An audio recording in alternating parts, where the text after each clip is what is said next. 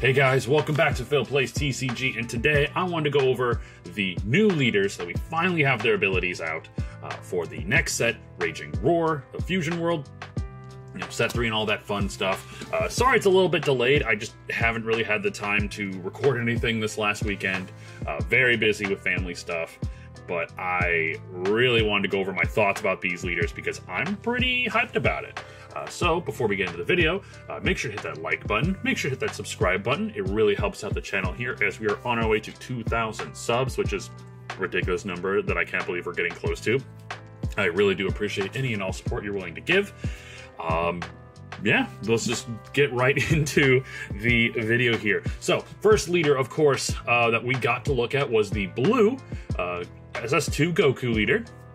It's him during the Majin Buu saga when he came back to Earth. I really do like this art, though someone did point out that the leader over here, his face is a little lopsided. I didn't really notice that, but I still like the art, and I'm very excited to see what the alt art will look like for this leader. But basically, Super Saiyan 2 Goku, front side is very, very basic. One thing I do want to point out, though, I don't know why all of a sudden that the Awaken text has been expanded with set 3. I feel like with set 2, it was perfectly fine. We knew what Awaken meant, but I guess they needed to let people know, like, if the conditions are met, you can activate during your main and battle step. Funny enough. But it's basically just a normal frontside leader. The back side is where it is interesting. This is the first Draw 2 leader. Its ability is Draw 2 when attacking, but you do place 1 card from your hand on the top of your deck. So, how I like to look at it is you draw 2 new cards, and then you get to look at your whole hand and be like, what's gonna help me and what's not gonna help me right now?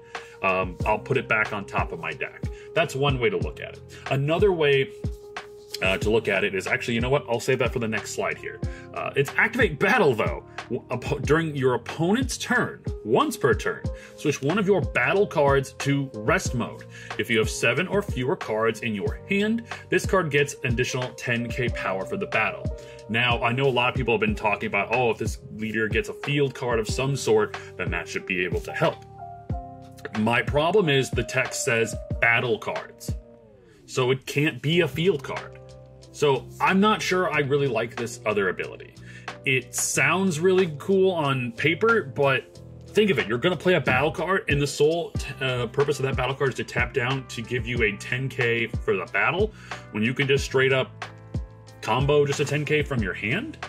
Plus, I mean, if your opponent's playing any decent removal, like, of course, if your opponent's playing green, or maybe you're going into the blue mirror match, you're not going to have a lot of low-cost battle cards that you're going to be able to keep on board solely for this purpose. Your opponent's going to get rid of your low-cost cards. Like, you can tap a 5k combo card to get 10k. That sounds fine. But like I said, your opponent is probably going to get rid of your low-cost cards, which means you're only going to be able to tap down your big-cost cards, which you would rather swing with those than leave them open to be tapped down for your ability. I don't know. I think this ability has... I can't say for certain without looking at the rest of the cards, but I do think this ability is going to need to be fleshed out a bit. I need to see the rest of the cards in the set before I can tell if this ability is good or not, but we'll see. But without looking at the cards, its second ability is meh. Basically, how I look at this leader is that it's a filter leader. Like I said, you draw 2 cards, put a card that's not going to help you back on top of your deck to use next turn. Or, which we are talking about defensive boost, which is interesting on a leader. Being able to become a 30k body on defense sounds good on paper. Possible setup. What I mean by that is we've had blue cards introduced slowly in this game that allow you to rearrange the top cards of your deck. Now we have a leader that also helps kind of set up the next card on top of your deck. Maybe we are looking at more of an archetype, or I guess blue might be going in the direction of an archetype where if you know the top cards of your deck, maybe you can play something, or you get a bonus if the top card of your deck is such a such card. It's kind of similar to Blue Doflamingo in One Piece, where there's so many cards that allow you to rearrange the top, the top card of your deck. So you know like what you're going to be able to play off of it, or you can free play cards off the top of your deck.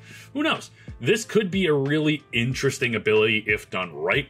But like I said, we need to see the rest of the cards in this set. There have been a couple cards revealed in blue so far with the Satan City archetype that I will be going over in a later video that look to be kind of doing that, where you're setting up the next card on your deck so you can use, you get a bonus of abilities. But let's hop into the next leader that we got revealed, which was Green Piccolo. Green Piccolo actually got leaked a while back in some promotional material for the Dragon Ball Super Fusion World card game, but we never knew, like, you know, people were like, oh, maybe it's a mistake. No, we all knew. It was Green Piccolo. So, Piccolo's frontside ability, same thing, just draw one when attacking, and then awakening at 4 life. Actually, you know what? I just realized, did we check to see if Goku awakens? Yeah, Goku awakens at 4 life. So Piccolo awakens at 4 life, draw a card. When attacking, draw 1. Its ability, though, is once per turn. When this card deals damage, if you have 8 or more energy, switch this card to active mode. Right off the bat, I thought that ability sounded pretty cool, but its ability matters entirely on if Piccolo is able to deal damage. If you're able to block her up or combo out of the attack, then its ability is pretty useless. On the other hand, though, you can look at this as your opponent's always going to have to block your Piccolo, your leader attack. Always. Because if they don't, you're just going to restand your leader and maybe even swing bigger the second time. So there are a couple ways you can look at it. A lot of people are saying, oh, well, getting to 8 energy, that's going to be pretty difficult for this deck and this meta. It's like, I'm not sure. With the meta slowing down, I think there is a good chance Piccolo can get to 8 energy. But of course, we don't know what's going to be introduced in set 3, if Topku is going to be unnerfed, or if there's going to be a lot more aggression in set 3. Black is looking to be a very aggressive build. Very fast-paced, strong attack. So there is a chance that Piccolo may not be able to flourish. And it is really upsetting because I cannot think of a single good Piccolo leader we've had in Dragon Ball Super Masters, and it just seems to be a trend that Piccolo can't be good. This leader, I think, is going to heavily depend on the support he gets in this set, if he's able to ramp quicker than other green decks because he is Piccolo. We will have to see. But basically, the takeaway here is Piccolo can do potentially 2 big swings as long as he deals damage on the first swing. But beyond that, he seems very basic. Like, he seems like a very generic green leader. But hopefully his support and his archetype will be good. Then we got one that I was very excited for. Babidi and Majin Buu. Front side of the leader is Babidi, which then he awakens into Majin Buu. Interesting. Some people were hoping for this. I wasn't entirely expecting it, but you know what? I'm just happy we got a Majin Buu leader. Front side ability, standard, draw 1, awaken at 4 life, draw 1. On the awaken side, Majin Buu draws on attack, and at the end of turns, play up to 1 battle card with a cost of 2 or less, and Wicked Soul or Evil Wizard in their special traits from your hand. So, based off of this ability, we can easily deduce that he's going to play characters that are Majins, like Spopovich, Yamu, Deborah, Yakon, Pui Pui, and Babidi cards, which is pretty neat. The takeaway here from Majin Buu is that he's going to be able to free play smaller bodies, which I'm hoping these smaller bodies have some other abilities that help keep them on the board or help pressure your opponent. Possible setup. What I mean by that is that maybe there are other cards you want to play later on that require you to have certain amount of Wicked Souls, Evil Wizard cards, and allowing you to free play one every turn is super cool. Of course, that does mean your hand is going to be lowered a little bit every turn. Basically, you draw one, but then you're going to be dropping one every turn, but you're establishing board presence, and that can be really cool. I'm super excited for Majin Buu. I love the character. This archetype, so far, I can imagine is going to be heavily focused, like I said, on the what was the henchman? The henchman of Babidi. Majin Vegeta is more than likely going to be a battle card in this set. It'd be really weird if Majin Vegeta was not one of the cards in the set, especially with Super Saiyan 2 Goku being a thing. but I'm super excited. This is going to be a very interesting archetype. And finally, we have Jiren. When Jiren was shown off, some friends of mine were very excited because they love playing Jiren. Jiren is a very interesting red leader. Front side, standard, except for the fact that he does awaken at 3 life, not 4. And that is because Jiren is a 25k leader. Red now has their own 25k leader. On his backside, of course, he does not draw. That is a standard thing that 25k leaders do not draw. They have weird built-in mechanics to help them draw if they can. Basically, Jiren's ability is permanent. If you have a battle card with 30,000 power or more, you can only take up to 1 damage in each battle. So essentially, as long as you meet the requirement of having that 30k body, double strike does not work on Jiren. He will only take 1. And then his auto is, when you take damage, draw 1. So that's his weird built-in draw mechanic. If he takes a damage, he'll draw 1 from life, and then he'll draw 1 from the top of his deck, essentially getting him 2 cards in hand each time he takes a life. But because he is only a 3 life leader, he can really only use this ability twice. So, makes me feel like the only way you're going to properly be able to use this is if you have some way to heal life. And I can only imagine that red cards having the ability to heal life is very gross. I'm not sure I'm a fan of that idea. But basically, Jiren comes down to being a defensive red leader this time around.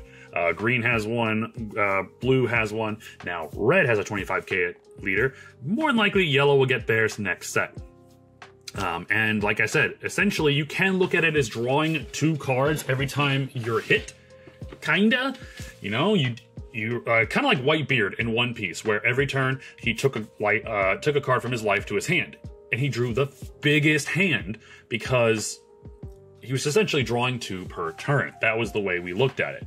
Now, this could be a very, very bad ability, but once again, comparing it to Whitebeard, a lot of people thought Whitebeard was going to be a really bad leader, and then he turned to be the best leader in the game for quite a while. So there's always that chance that Jiren could be a sleeper hit, especially if he does get cards that allow him to recover life. That would be disgusting. Like, real bad. Not a fan. But yeah, those are the leaders for the official leaders in set. We already talked about the black leaders in a previous video, so if you want to go check my opinions out on those, go hit up that video. I'll post a link down in the comments about it. But yeah, I'm super excited for these leaders. I won't lie though, I am primarily interested in playing blue, of course. Can't wait to see the rest of the set. It's going to be interesting. We are in a spot now with Fusion World that a lot of people are unfortunately giving up on the game because of poor decisions by Bandai. And I'm really hoping Set 3 can help revitalize some of that excitement for the game, because the game is good. This game is fantastic. It's just Bandai has screwed over people, I think, too many times, and have upset people too many times, and it is affecting the game. But here's hoping.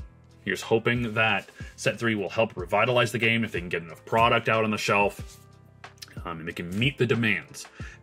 But here's hoping, okay? Thank you so much for everyone who has finished watching this video. Let me know what your thoughts and opinions are about these leaders in the comments down below, and I will see you on the next video. Take care, guys.